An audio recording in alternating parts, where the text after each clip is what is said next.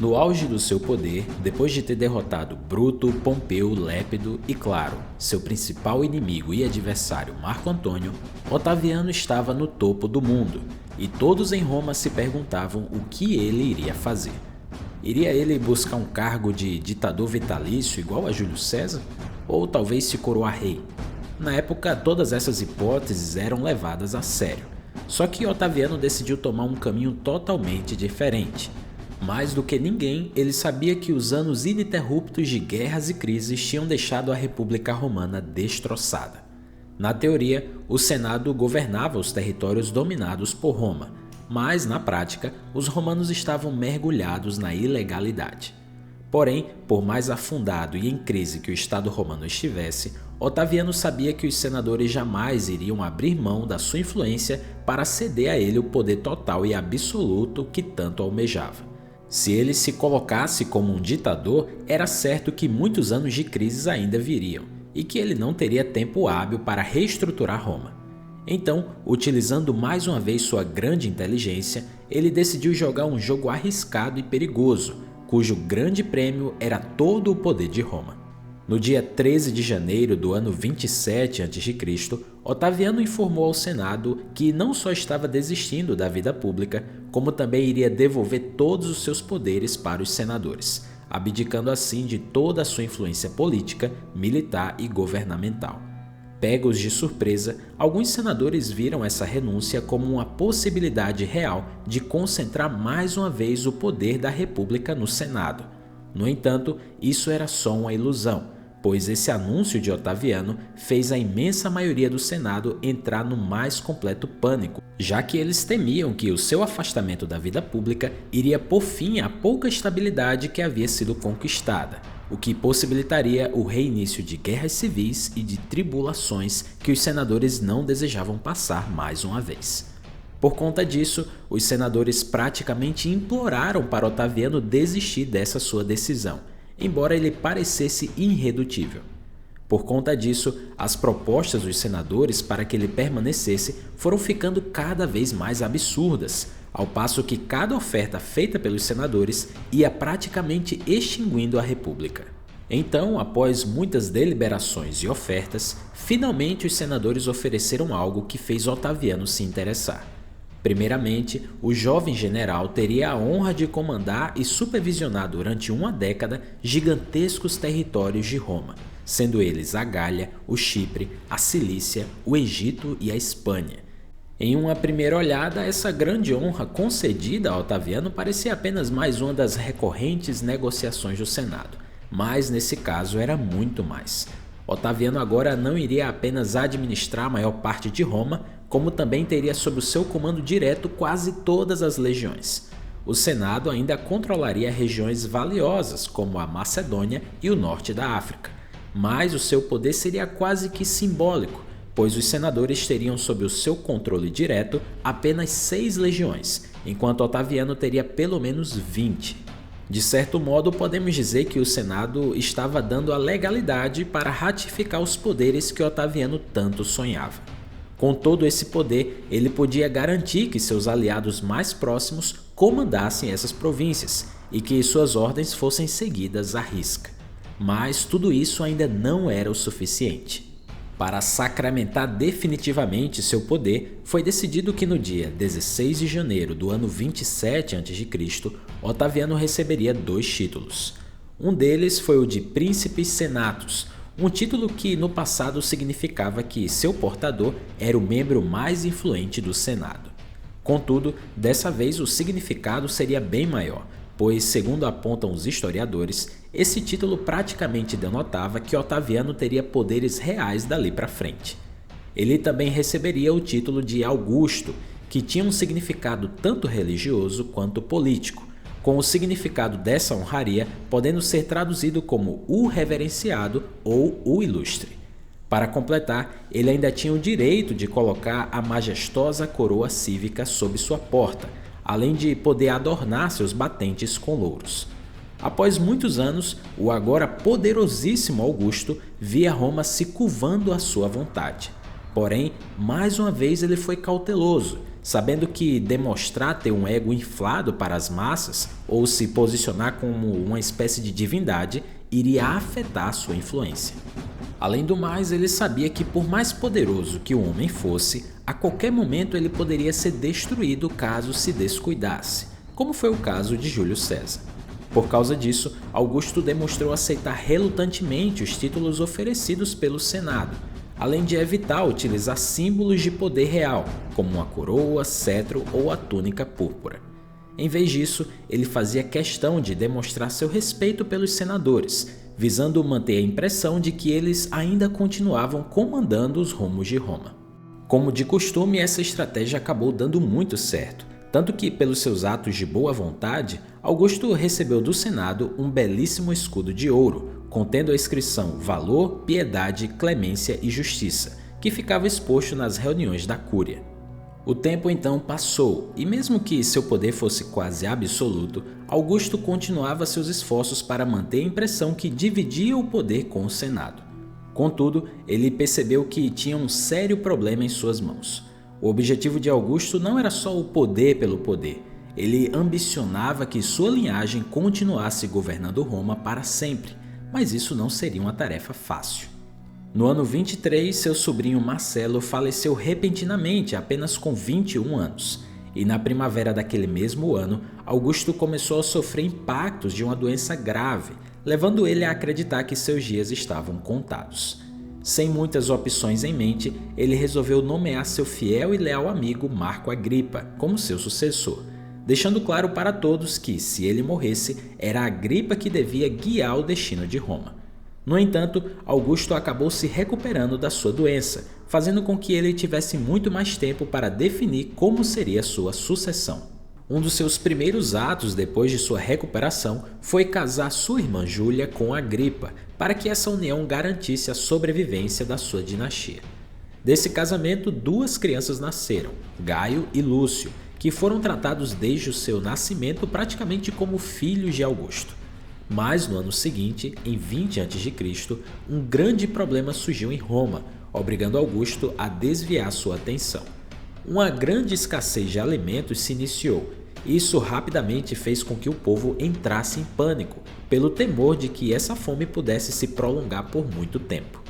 O povo estava clamando por uma solução, e mais do que isso, clamavam para que Augusto assumisse seus poderes para resolver esse problema. Inicialmente ele recusou receber esses poderes, mas pouco tempo depois, em uma sessão do Senado, ele aceitou a função de supervisor de grãos de Roma. E para a felicidade do povo, rapidamente Augusto conseguiu solucionar essa crise, permitindo que sua popularidade aumentasse ainda mais. Ainda no mesmo ano, em algum momento de setembro, Augusto recebeu informações de que Fânio Cepião e seu aliado Lúcio Licínio Murena estavam conspirando contra ele, visando aparentemente pôr fim ao seu governo. Agindo rapidamente, mesmo que os homens não estivessem presentes para se defender, foi instaurado um julgamento de traição contra os dois, com o promotor deste caso sendo um jovem chamado Tibério, que era enteado de Augusto. Mesmo sem unanimidade, o júri considerou Cepião e Lúcio culpados, levando os dois a serem executados depois de serem capturados. Mas esse julgamento foi muito mais significativo, mostrando que toda e qualquer pessoa que se posicionasse contra Augusto e conspirasse contra ele não teria nenhuma clemência e misericórdia. 2 anos se passaram e mesmo com um enorme poder e uma influência que até o próprio César se admiraria, Augusto não estava satisfeito. Sua sede de poder era insaciável, tanto que, por mais influência que ele tivesse, não parecia ser o suficiente. Por isso, ele tomou providências. No ano 19 a.C., após muitos esforços no Senado e com o auxílio imprescindível de Agripa, tinha chegado o momento que Augusto ambicionou durante toda a sua vida. Ele recebeu o Imperium Maius, que basicamente representava que ele agora tinha o controle absoluto de todas as legiões romanas, bem como o comando de todas as províncias de Roma. Sempre cauteloso, ele não deixou transparecer nada além de modéstia, afirmando que não era rei ou nada do gênero, preferindo ser chamado de príncipes ou primeiro cidadão. Contudo, títulos à parte, ele agora era muito mais do que um rei, tanto que muitos historiadores concordam que é deste momento em diante que Augusto finalmente pode ser encarado como o imperador de Roma. Agora, a república estava definitivamente morta e enterrada, e no seu lugar nascia o Império Romano. Tendo agora todo o poder em suas mãos, Augusto pôde se concentrar em muitos dos seus sonhos e objetivos militares. Tanto que, nos anos que se seguiram, ele iniciou inúmeras campanhas e conquistas, onde suas tropas conseguiram anexar vários territórios. Uma das mais destacadas foi a incursão contra tribos rebeldes que viviam na Cantábria. Lá, as lutas foram ferozes, mas em 19 a.C., os romanos finalmente venceram seus adversários, em uma vitória que permitiu não só anexações de novas terras, mas também foi importantíssima economicamente falando, já que essas áreas tinham grandes depósitos de ouro, fora o fato de possuir grandes reservas de outros minerais valiosos. Tudo isso ajudaria a financiar as futuras campanhas militares de Augusto, como por exemplo a incursão contra os povos residentes nos Alpes. Quando os romanos venceram esses povos, eles ainda conseguiram uma grande barreira natural contra seus inimigos da Germânia, que viviam no norte. Contudo, vale destacar que Augusto também se provou um negociador e um diplomata de altíssima capacidade, conseguindo vitórias para Roma sem necessariamente envolver diretamente suas legiões em combate. Pode-se destacar, por exemplo, as suas negociações com reinos fantoches que ficavam perto do Império Parta, um antigo inimigo de Roma. Visando utilizar esses reinos para auxiliar em eventuais ataques dos partas, Augusto enviou até mesmo Tibério para restaurar monarcas, como por exemplo Tigranes V da Armênia, ao seu trono, garantindo assim que eles lutassem por ele. Mas a sua maior vitória diplomática ocorreria no ano 20, quando, em uma negociação com Frates IV da Pártia, ele conseguiu significativos estandartes de batalha que foram capturados pelos partas na humilhante derrota de Roma na Batalha de Carras, onde em torno de 20.000 romanos haviam sido mortos. Como bom propagandista que era, Augusto usou a devolução desses estandartes para mostrar ao povo romano que os partas tinham se submetido ao seu governo, fazendo dessa uma grande vitória simbólica. Porém, ele não dedicava seu tempo somente com questões militares. Ao longo do seu tempo no comando, Augusto investiu muito dinheiro para remodelar e urbanizar o império, deixando assim o passado rural e arcaico para trás. Ele adorava investir em construções, colocando seu leal amigo Agripa como o supervisor de muitas delas. Dentre as mais famosas, podemos citar grandes edifícios públicos, casas de banho, aquedutos e, claro, o Panteão. Augusto também ordenou que uma ampla rede rodoviária fosse implementada, rede essa que foi vital para facilitar o controle no império e para ampliar o comércio nas mais diversas regiões. Seus investimentos em segurança e na salvaguarda de locais importantes também se tornaram famosos, com o imperador investindo altas somas em uma frota que fiscalizava o Mediterrâneo. Augusto também era um amante das artes e dedicou uma grande parte do seu tempo para se tornar patrono de artistas que acabaram se tornando figuras muito importantes da literatura antiga, como por exemplo o escritor Virgílio. E fora todas essas atividades, o imperador era um homem focado em questões legais e administrativas. Em seu governo foram aprovadas leis e reformas nas mais diversas áreas. Mas, dentre todas, o imperador parecia dar mais importância às leis que envolviam questões morais. Ele regulou penalidade para questões como o adultério e normas que tinham o papel de inibir as chamadas exibições públicas de extravagância. Para que tais leis fossem seguidas, Augusto servia de exemplo. Ele vivia em uma residência sem grandes luxos, se mantendo casado por mais de 50 anos com a mesma mulher, sua esposa Lívia, e também não deixou de banir sua própria filha Júlia quando ela foi condenada por adultério. Contudo, mesmo acumulando muitas glórias, o governo de Augusto e sua vida pessoal também foi marcado por alguns fracassos e perdas. Os romanos sofreram uma grande derrota para a tribo germânica dos Queruscos, liderada por Armínio, que destruiu 3 legiões comandadas por Públio Quintílio Varo, na Batalha da Floresta de Teutoburgo no ano 9 d.C. Porém, tirando uma ou outra derrota militar, os principais problemas do imperador ainda eram sobre quem o sucederia. Os filhos de Agripa com a sua irmã Júlia, Gaio e Lúcio, acabaram morrendo nos anos 2 e 4 depois de Cristo, levando Augusto a ficar desesperado. Para complicar sua situação, ele não podia mais contar com o auxílio de Agripa, que tinha morrido há mais de uma década. Sabendo que seu tempo estava acabando, Augusto decidiu apostar em seu enteado Tibério, que foi gerado no primeiro casamento de sua esposa Lívia.